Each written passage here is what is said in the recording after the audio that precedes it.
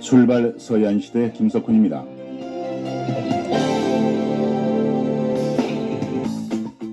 KBS 목포라디오의 생방송 출발 서해안시대 듣고 계십니다. 최근 한국 나전칠기박물관 건립 시민공론화위원회가 나전칠기 기증품의 예술적 그리고 문화적 가치가 매우 크다면서 기증작품 보존의 시급성을 고려해서 수장고를 우선 조성하라고 목포시에 최종 공고를 했습니다.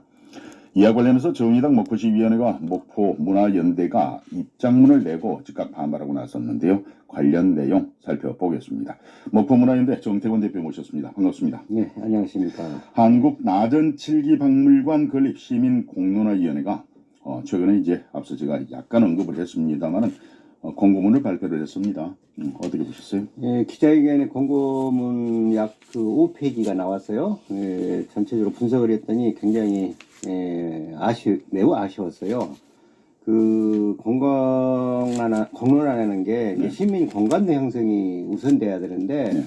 뭐 시민 토론회도 했기는 하지만 전체적으로 굉장히 아쉽기보다도 목포시의 거수기에 불과했다. 그런 결론을 저희들은 내렸습니다. 그래서 이 위원회가 가장 중요한 건 중립성이에요. 네. 그래도 이게 무너졌고 방금 얘기했듯이 사회적 합의 도출에 굉장히 많이 부족했다. 저는 네. 그렇게 분석을 합니다.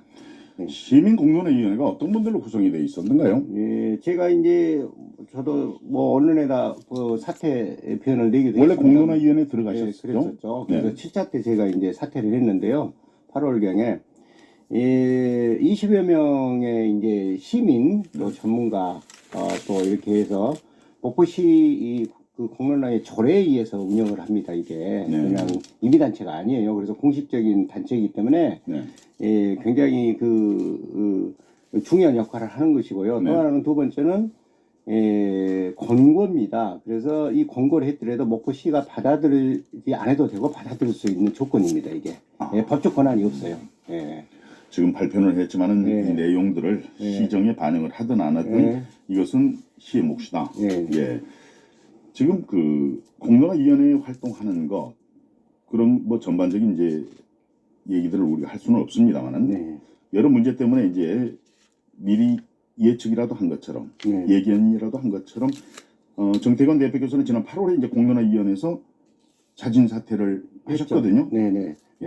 보도자료를 통해서 공식적인 자진 사퇴를 했고 그때 당시 의견을 의견을 표출을 했고요. 하셨는데 예. 그때 당시에 제가 뭐 7차, 6차까지 하면서 느꼈던 것들은 공정성과 중립성이 무너졌다. 그래도 또 편향적인 일종의 말하면 다는 아니지만 극소수의 편향적인 찬성, 박물관 찬성 의원들이 있어서 노골적으로 2차 때부터 박물관 건립해야 한다 그런 표현을 했고 그러니까 건립하느냐 안 하느냐 이 문제에 부딪혔을 때 건립을 해야 되는 쪽으로 많이 의견이 처음부터 나왔죠. 의견을 내는 사람들이 많이 있었다. 많이 그래서 많지만, 공정성이 훼손됐다. 한두 명씩 계속 지속적으로 나왔었죠. 그런 문제들이.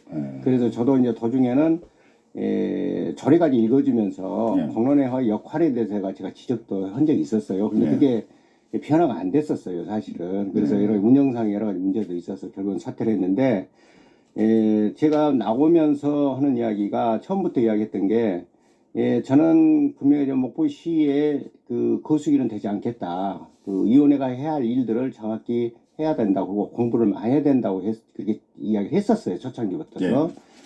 그래서 제가 결국은 도저히 이 형태들을 보면, 공론화위원회 형태를 보면 안 되겠다, 자진사퇴를 했었습니다.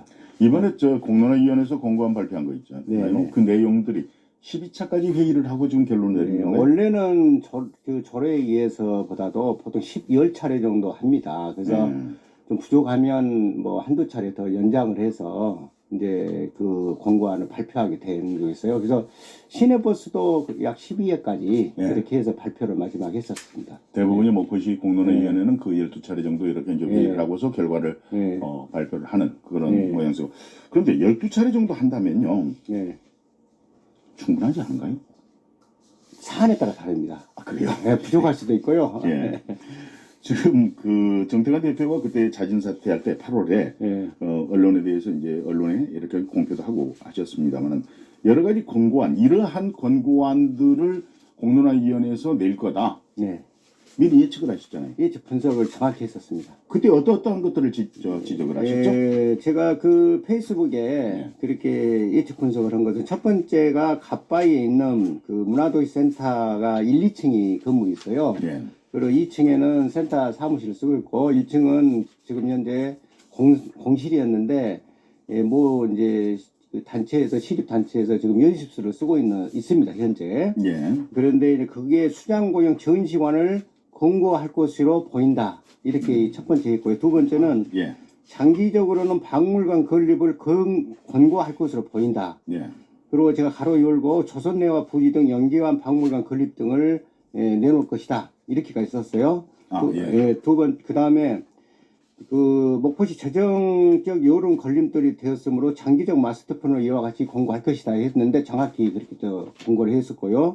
세 번째는 국립박물관, 국비, 도비 등에 의한 박물관 건립 등의 안을 권고할 것이다.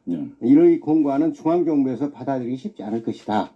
그리고 또한 손혜원 씨가 기증하기로 한 이제 부동산에 이런 사안들 있잖아요. 그래서는 다루지 못할 것이다. 라고 했고요. 마지막으로 목포시의 방향과 공론화위원회 권고와 결국 같은 맥락이 같을 것이다. 라고 정확히 분석을 했었습니다. 지금 어떤 문제를 다루지 못할 것이다까지 지금 말씀을 하시니까 네.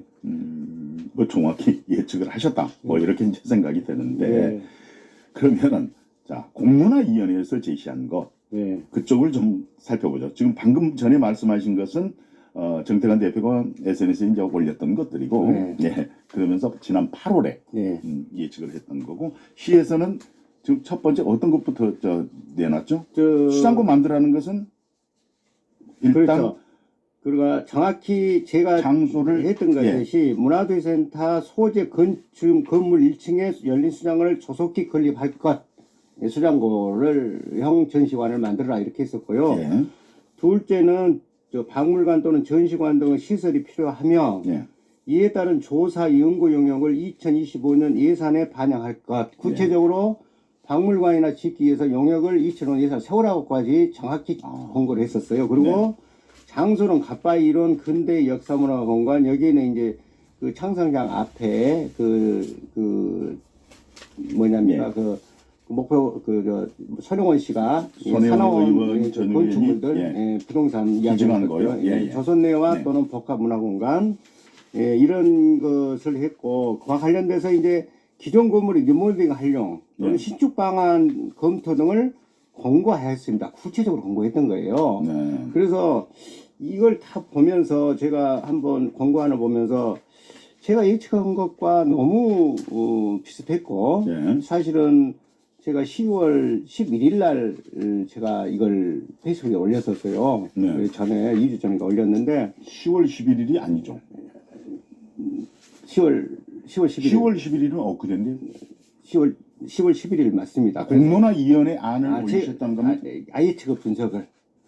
예측 분석을. 왜냐면 그때 8월에 하신 건 아니고요. 8월에는 제가 사퇴를 했었고요. 사퇴만 하시고. 사퇴를 했었고요. 그래서 제가 그때 올렸는데 왜 제가 이런 예측을 했냐면요.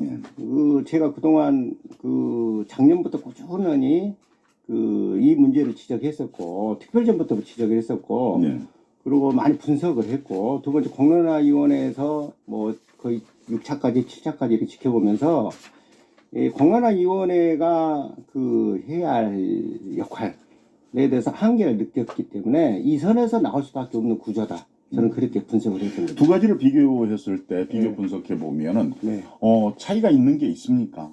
거의 없어요. 왜냐하면 장소도 제가 예를 들어서 어디입니까 조선대학까지 가로열고 가로떠지고 했어요. 제시를 했던 거예요. 그래서 장소도 4군데 이야기 나오고 여러 개 나왔는데 목포시가 그동안 계획했던 로드맵하고 딱 정확히 같습니다. 또 그러니까 그 세 가지가 지금 그러면 일치라네요. 시의 로드맵 확보, 또 공론화위원회에서 발표한 권고문, 그리고 정태관 대표께서 예측한 자료. 같습니다.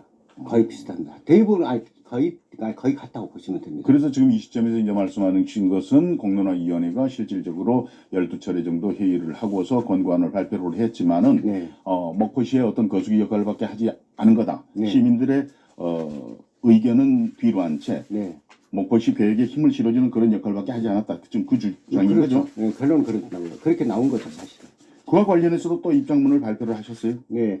그래서 방금 제가 말씀드렸다시피 이제 공론화위원회가 해야 할 역할에 대해서 네. 정확하니 좀 아쉽다고 여러 가지 표현했지만 그 역할은 시민들의 첫 번째는 그 공감대 형성이 이루지 않았다는 거예요. 네.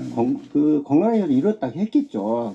사실은 시민 그 토론을 했잖아요. 그것도 제가 그때 당시 반드시 해야 한다고 해서 실행을 했었어요. 시민 토론은 뭐 한 차례 했습니까? 한 차례 했습니다. 그리고 목포시정 재정이 굉장히 악화됐기 때문에 예산과에서 그 공론화위원회에서는 정확히 목포시 재정이 어느 정도 악화가 됐고 재정 형태를 들어야 된다. 그래서 그래야 공론화위원회가 판단할 수 있는 그런 지식과 분석을 해야 됩니다. 그래서 2개 제안을 했더니 그 2개를 받아들여서 사실은 보고도 받은 적이 있습니다. 그 외에는 여러 가지 논의를 했지만 자체적으로 서울에 올라가서 중앙박물관이나 이런 걸 탐색하고 선진 사례를 보기도 했지만 그리고 목포시가 그동안 해왔던 여러 가지 보고들을 다 받았죠. 그래서 그 외에는 그 이상은 더 이상 진출 나가지 못했습니다. 지금 그 처음부터 거기에서 이제 사퇴를 하시면서 나오신 것은 뭔가 이게 이제 박물관 건립의 타당성이라든가 목포시의 재정이라든가 뭐 이런 것들 또 문화재적 가치 뭐 이런 것들을 종합적으로 이제 문화연대에서는 평가를 해보고서 내린 결론 아니겠습니까? 앞서 이제 시민들의 의견, 시민들의 공감대 형성하지 못했다. 이것에 대해서는 지적을 하셨고요. 예산을 방금 전에 말씀을 하셨거든요. 지금 목포시 재정 자립도 보면은 20%가 안 되는 지금 18%? 그렇죠. 그 정도 되는데 박물관 건립 비용을 추산을 해보면은 한 100억 정도 예상을 하시는 것 같고요. 그리고 거기에 운영비라든가 주차장 확보비라든가 뭐 이런 것들도 알파로 더 추가가 될 거다. 이제 이러는데 이 예산과 관련해서는 현실성이 없습니까? 어떻습니까? 자, 예산과 관련돼서는요. 지금 그때 100억 그 건립비용이 나온 것은 올 1월 달에 영역복에서 나온 겁니다. 구체적으로. 이 정도 평방미터 얼마에 이 정도의 100억 정도의 예산이 들어갈 것이다. 이게 정확히 시에 나온 용역의 자료입니다. 그래서 100억이 나오는 것이고요. 또 하나는 중요한 것은 낮은 칠기가 전시 원칙이 희소성과 가치성이에요. 중요한 것이. 이게 근데 제가 이거 분석을 이번에 해보니까 손혜원 씨가 기증한 그 기증품 감정가를 분석해 보니까 294점 중 1억 원 이상은 5점밖에 되지 않아요. 그래서 5천만 원에서 8천만 원은 4점. 그리고 4천만 원에서 20만 원까지요. 이제 분포도가 아주 여러 개 되기 때문에. 근데 285점에서 그런데 그래서 96.9%, 97%가 4천만 원 이하입니다. 감정평가에 약 그 정도 나와요. 그래서 이렇게 희소성과 가치성이 손혜원 씨와 목포시에서는 굉장히 높다고 했는데 박물관이 가지고 있는 100억의 투자에서는 이거는 어리당치도 않는 겁니다. 지금 손혜원 전 의원이라든가 목포시 당국에서 나름으로 또 감정평가를 하지 않았겠습니까? 이 낮은 칠기의 가격과 관련해서 그러니까 물론 이제 추산된 가격이 있습니다만 시당국이라든가 공론화위원회라든가 또 그 손혜원 전 의원 이쪽에서는 가격이 어느 정도 된다고 합니까? 지금 그 작품 기증품은 290몇 점, 300점이 좀 못 되는 거고요. 그래서 토탈 약 27억 7천만 원 정도 됩니다. 감정평가에 의해서 나온 297점의 감정평가는 토탈. 이 27억이라는 것은 지금 정태환 대표가 계산을 한 것만 제가 한 거 아니죠. 아니면은 감정평가에 의해서 한 거예요. 목포시에서 용역을 줘서 감정평가에 나온 그 감정 가격입니다. 그러면 시민들이 공감을 할까? 정말 저는 27억이 270억이 아니라 27억이라고 하니까 좀 황당한 생각이 듭니다만. 그리고 크로스 포인트에서 27점 덜 나왔어요 아직. 이제 그런데 재단과의 관계에서 20점이 덜 나오는데 그것은 약 31억인가 2억 정도 돼요. 그걸 포함한다면. 그런데 예. 제가 중요한 것은 227억 정도가 보다도 예. 실효성과 가치성이에요. 네. 박물관 100억을 투자했을 때 네. 사실 1억 이상짜리가 4점, 5점밖에 안 되는데 네. 국가 시민들이 어떻게 그걸 공감대를 하겠습니까? 그런데 290억 점이라면 300여 점 가까이 되는 이런 네. 작품이면 나전칠기 작품이면 그래도 전시관 마련할 필요가 있지 않을까요? 저는 그동안 꾸준하게 전시관이라든가 박물관을 반대하진 않았어요. 다만 네. 목포시 재정이 우선시돼야 된다. 빚을 내서 할 수는 없잖아요, 사실은. 예. 지금 우리 재정이 18%밖에 안 되는데 네. 거기에서 시내버스가 네. 330억 지금 빚을 내가지고 시스템 운영되고 준공하고 있잖아요. 예. 그리고 네. 올해 총 지방채 발행이 450억 정도 됩니다. 예. 토탈. 거기에서 또 빚을 내서 할 수는 없잖아요. 그래서 이런 심각한 재정, 그러면 앞으로 우리 목포시가 이 재정이 좋아진다는 지금 조건이 아예 박치가 않잖아요. 예. 뭐 지금 중앙정부에서 계속 그 압박 정책을 쓰는 과정에서 네. 그러면 이게 이런 돈들을 어떻게 재원 조달을 만들 거예요? 중요한 것은 그 우리가 살아가는 과정도 똑같듯이 그 빚을 내면은 한계가 있고 우리가 네. 고통을 받잖아요. 그래서 이런 것들은 굉장히 신중하고 또 가치가 있더라도 여러 가지 사회적 합의, 두 번째 재정 네. 이런 종합적으로 해서 박물관이 지어지는 거지. 뭐 250점, 500점이 있다고 해서 무조건 지어지는 거 아니잖아요. 네. 그래서 이런 여러 가지 네. 조건들을 맞춰가면서 지어야 되는 거죠. 크게 봤을 때는 지금 네. 전반적으로 말씀 듣다 보니까 한 세 가지로 네. 요약이 되네요.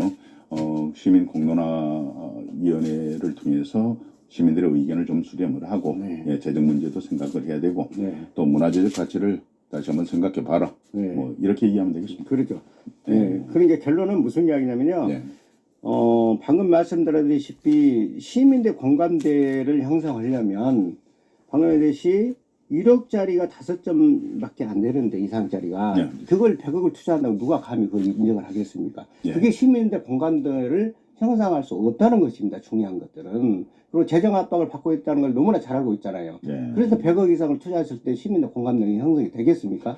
간단하게 앞으로 어떻게 대응하실 계획인지 정리 저희는 말씀해 이제 주십시오. 네. 목포시의 입장이 나올 거라고 보고 있어요. 예. 그래서 제가 그 목포시의 입장을 보면서 전문 단체로서 철저히 좀 역할을 좀 해야겠다 그런 생각을 갖고 있습니다. 네. 네. 말씀 고맙습니다. 네.